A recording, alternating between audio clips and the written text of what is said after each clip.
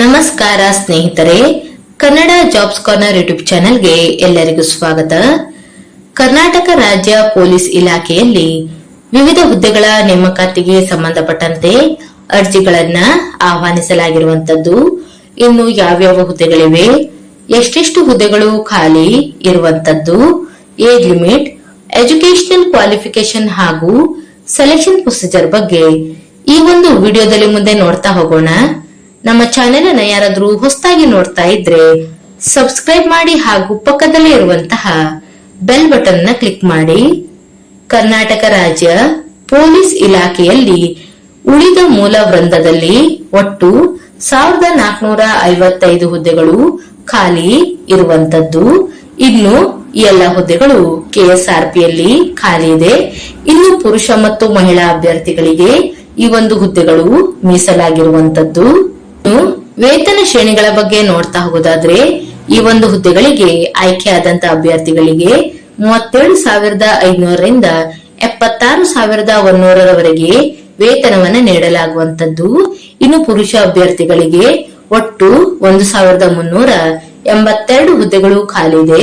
ಮಹಿಳಾ ಅಭ್ಯರ್ಥಿಗಳಿಗೆ ಒಟ್ಟು 73 ಹುದ್ದೆಗಳು ಖಾಲಿ ಇರುವಂತದ್ದು. ಒಟ್ಟಾರೆ ಕೆಎಸ್ಆರ್ಪಿಯಲ್ಲಿ ಉಳಿದ ಮೂಲ ವೃಂದದಲ್ಲಿ 1,455 ಹುದ್ದೆಗಳು ಖಾಲಿ ಇರುವಂತದ್ದು. ಇನ್ನು ವಿದ್ಯಾರ್ಹತೆ ಬಗ್ಗೆ ನೋಡೋದಾದ್ರೆ ಪಿಯುಸಿಯನ್ನ ಪಾಸ್ ಆದಂತಹ ಅಭ್ಯರ್ಥಿಗಳು ಅರ್ಜಿಗಳನ್ನ ಸಲ್ಲಿಸಬಹುದಾಗಿರುವಂತದ್ದು. ಇನ್ನು ಪಿಯುಸಿ ಅಥವಾ ತತ್ಸಮಾನ ವಿದ್ಯಾರ್ಹತೆ ಬಗ್ಗೆ ಇಲ್ಲಿ ನೋಟಿಫಿಕೇಶನ್ ಅಲ್ಲಿ ಮಾಹಿತಿಯನ್ನ ನೀಡಲಾಗಿರುವಂತದ್ದು. ಇನ್ನು ಏಜ್ ಲಿಮಿಟ್ ಬಗ್ಗೆ ನೋಡೋದಾದ್ರೆ ಕನಿಷ್ಠ 18 ವರ್ಷ ಪೂರ್ಣಗೊಂಡಂತಹ ಎಲ್ಲಾ ಅಭ್ಯರ್ಥಿಗಳು ಅರ್ಜಿಗಳನ್ನ ಸಲ್ಲಿಸಬಹುದಾಗಿರುವಂತದ್ದು. ಇನ್ನು ಆಯಾ ಕೆಟಗರಿಗೆ ಸಂಬಂಧಪಟ್ಟಂತೆ ಏಜ್ ರಿಲ್ಯಾಕ್ಸೇಷನ್ ಅನ್ನ ನೀಡಲಾಗಿರುವಂತದ್ದು. ಸಾಮಾನ್ಯ ವರ್ಗದ ಅಭ್ಯರ್ಥಿಗಳಿಗೆ 33 ವರ್ಷಗಳವರೆಗೆ ಏಜ್ ರಿಲ್ಯಾಕ್ಸೇಷನ್ ಅನ್ನ ನೀಡಲಾಗಿರುವಂತದ್ದು. ಪರಿಷ್ಠ ಜಾತಿ, ಪರಿಷ್ಠ ಪಂಗಡ, ಕೆಟಗರಿ 1 ಮತ್ತು category 2A, 2B, 3A, 3B ಅಭ್ಯರ್ಥಿಗಳಿಗೆ 35 ವರ್ಷಗಳವರೆಗೆ ಏಜ್ ರಿಲ್ಯಾಕ್ಸೇಷನ್ ಅನ್ನು ನೀಡಲಾಗಿದೆ. ಕರ್ನಾಟಕದ ಅರಣ್ಯ ಪ್ರದೇಶಗಳಲ್ಲಿ ವಾಸಿಸುತ್ತಿರುವಂತಹ ಬುಡಕಟ್ಟು ಅಭ್ಯರ್ಥಿಗಳಿಗೆ 38 ವರ್ಷಗಳವರೆಗೆ ಏಜ್ ರಿಲ್ಯಾಕ್ಸೇಷನ್ ಅನ್ನ ನೀಡಲಾಗಿದೆ. ಹಾಗೂ ಮಾಜಿ ಸೈನಿಕ ಅಭ್ಯರ್ಥಿಗಳಿಗೂ ಸಹ ಏಜ್ ರಿಲ್ಯಾಕ್ಸೇಷನ್ ಅನ್ನ ನೀಡಲಾಗಿರುವಂತದ್ದು. ಇನ್ನು ಅರ್ಜಿಯನ್ನು ಸಲ್ಲಿಸುವಂತ ವಿಧಾನದ ಬಗ್ಗೆ ನೋಡೋದಾದ್ರೆ ಅಭ್ಯರ್ಥಿಗಳು ಆನ್ಲೈನ್ ಮೂಲಕ ಅರ್ಜಿಗಳನ್ನ ಸಲ್ಲಿಸಬೇಕಾಗಿರುವಂತದ್ದು. ctonline.karnataka.gov.in ಈ ಒಂದು ವೆಬ್ಸೈಟ್ ಮೂಲಕ ಅಭ್ಯರ್ಥಿಗಳು ಆನ್ಲೈನ್ ಮೂಲಕ ಅರ್ಜಿಗಳನ್ನ ಸಲ್ಲಿಸಬಹುದು. ಇನ್ನು ಅರ್ಜಿಗಳನ್ನ ಸಲ್ಲಿಸಲು ಪ್ರಾರಂಭ ದಿನಾಂಕವನ್ನ ನೋಡೋದಾದ್ರೆ ಅಭ್ಯರ್ಥಿಗಳು 13/7/2026ರಿಂದ 10/8/2026 ಅರ್ಜಿಗಳನ್ನ ಸಲ್ಲಿಸಬಹುದು. ಇನ್ನು ಅಭ್ಯರ್ಥಿಗಳು ಶುಲ್ಕವನ್ನ ಪಾವತಿ ಮಾಡಲು 11/8/2026 ಶುಲ್ಕವನ್ನ ಪಾವತಿಸಬೇಕು. ಇನ್ನು ವೇತನ ಶ್ರೇಣಿಗಳ ಬಗ್ಗೆ ನೋಡ್ತಾ ಹೋಗೋದಾದ್ರೆ ಈ ಒಂದು ಹುದ್ದೆಗಳಿಗೆ ಆಯ್ಕೆಯಾದಂತಹ ಅಭ್ಯರ್ಥಿಗಳಿಗೆ ಪ್ರತಿ ತಿಂಗಳು 37,500ರಿಂದ 76,100ರವರೆಗೆ ವೇತನವನ್ನ ನೀಡಲಾಗುವಂತದ್ದು. ಇನ್ನು ಅಪ್ಲಿಕೇಶನ್ ಫೀಸ್ ಬಗ್ಗೆ ನೋಡ್ತಾ ಹೋಗೋದಾದ್ರೆ ಸಾಮಾನ್ಯ ಅರ್ಹತೆ ಮತ್ತು ಇತರ ಪ್ರವರ್ಗಗಳ ಅಭ್ಯರ್ಥಿಗಳಿಗೆ 750 ರೂಪಾಯಿ ಅಪ್ಲಿಕೇಶನ್ ಫೀಸ್ ಇರುವಂತದ್ದು. ಪರಿಷ್ಠ ಜಾತಿ, ಪರಿಷ್ಠ ಪಂಗಡ, ಕೆಟಗರಿ 1 ಹಾಗೂ ಮಾಜಿ ಸೈನಿಕ ಅಭ್ಯರ್ಥಿಗಳಿಗೆ 500 ರೂಪಾಯಿ ಅಪ್ಲಿಕೇಶನ್ ಫೀಸ್ ಇರುವಂತದ್ದು. ಇನ್ನು ಎಕ್ಸಾಮಿನೇಷನ್ ಪ್ರೊಸೀಜರ್ ಬಗ್ಗೆ ನೋಡ್ತಾ ಹೋಗೋದಾದ್ರೆ ಅಭ್ಯರ್ಥಿಗಳಿಗೆ ಆಫ್ಲೈನ್ ಮೂಲಕ ಅಂದರೆ OMR ಮಾದರಿ ಎಕ್ಸಾಮ್ ಅನ್ನು ನಡೆಸಲಾಗುವಂತದ್ದು. ಇನ್ನು ಪ್ರಶ್ನೆ ಪತ್ರಿಕೆ ಹಾಗೂ ಪಠ್ಯಕ್ರಮದ ಬಗ್ಗೆ ನೋಡೋದಾದ್ರೆ ಸಾಮಾನ್ಯ ಅಧ್ಯಯನ ಮತ್ತು ಮಾನಸಿಕ ಸಾಮರ್ಥ್ಯದ ಮೇಲೆ ಕ್ವಶನ್ಸ್ ಗಳನ್ನ ಕೇಳಲಾಗುವಂತದ್ದು. ಒಟ್ಟು 100 ಅಂಕಗಳಿಗೆ ಎಕ್ಸಾಮ್ ಅನ್ನು ನಡೆಸಲಾಗುತ್ತದೆ ಮತ್ತು 1.5 ಗಂಟೆಗಳ ಕಾಲಾವಕಾಶವನ್ನ ನೀಡಲಾಗುವಂತದ್ದು.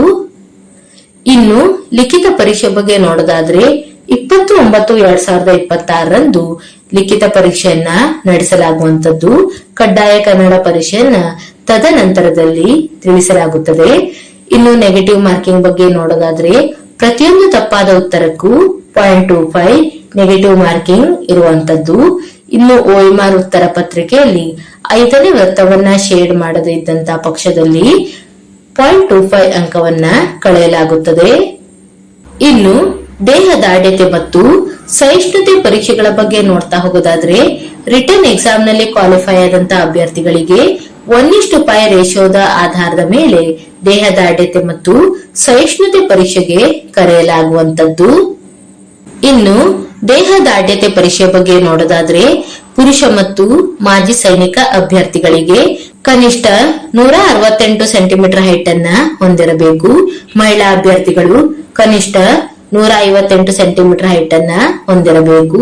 ಇನ್ನು ಕರ್ನಾಟಕ ಅರಣ್ಯ ಪ್ರದೇಶಗಳಲ್ಲಿ ವಾಸಿಸುತ್ತಿರುವಂತಹ ಬುಡಕಟ್ಟು ಪುರುಷ ಅಭ್ಯರ್ಥಿಗಳಿಗೆ ಕನಿಷ್ಠ 155 ಸೆಂಟಿಮೀಟರ್ ಹೈಟ್ ಅನ್ನ ಹೊಂದಿರಬೇಕು ಮತ್ತು ಮಹಿಳಾ ಅಭ್ಯರ್ಥಿಗಳಿಗೆ ಕನಿಷ್ಠ 150 ಸೆಂಟಿಮೀಟರ್ ಹೈಟ್ ಅನ್ನ ಹೊಂದಿರಬೇಕಾಗಿರುತ್ತದೆ.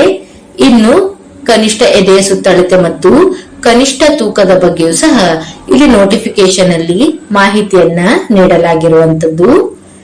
ಇನ್ನು ಫಿಸಿಕಲ್ ಎಂಡೂರೆನ್ಸ್ ಟೆಸ್ಟ್ ಬಗ್ಗೆ ನೋಡ್ತಾ ಹೋಗೋದಾದ್ರೆ ಪುರುಷ ಅಭ್ಯರ್ಥಿಗಳು ಮತ್ತು ಮಹಿಳಾ ಅಭ್ಯರ್ಥಿಗಳು ಹಾಗೂ ಮಾಜಿ ಸೈನಿಕ ಅಭ್ಯರ್ಥಿಗಳಿಗೆ ಪ್ರತ್ಯೇಕವಾಗಿ ದೈಹಿಕ ಸಹಿಷ್ಣುತೆ ಪರೀಕ್ಷೆ ಬಗ್ಗೆ ಇಲ್ಲಿ ಮಾಹಿತಿಯನ್ನ ನೀಡಲಾಗಿದೆ. ಇನ್ನು ಆಸಕ್ತ ಮತ್ತು ಅರ್ಹ ಅಭ್ಯರ್ಥಿಗಳು ಈ ಒಂದು ಹುದ್ದೆಗಳಿಗೆ ಅರ್ಜಿಗಳನ್ನು ಸಲ್ಲಿಸಬಹುದು. ಇವಿಷ್ಟು KSRPಯಲ್ಲಿ ಕರೆಯಲಾದಂತಹ ವಿವಿಧ ಹುದ್ದೆಗಳ ನೇಮಕಾತಿಗೆ ಸಂಬಂಧಪಟ್ಟಂತಹ ಮಾಹಿತಿಯಾಗಿರುತ್ತದೆ. ಈ ಒಂದು ವಿಡಿಯೋ ನಿಮಗೆ ಇಷ್ಟವಾಗಿದ್ದಲ್ಲಿ ಒಂದು ಲೈಕ್ ಮಾಡಿ, ಶೇರ್ ಮಾಡಿ ಹಾಗೂ ಸಬ್ಸ್ಕ್ರೈಬ್ ಮಾಡಿ. ಜೊತೆಗೆ ಪಕ್ಕದಲ್ಲಿ ಇರುವಂತಹ ಬೆಲ್ ಬಟನ್ ಅನ್ನ ಕ್ಲಿಕ್ ಮಾಡಿ.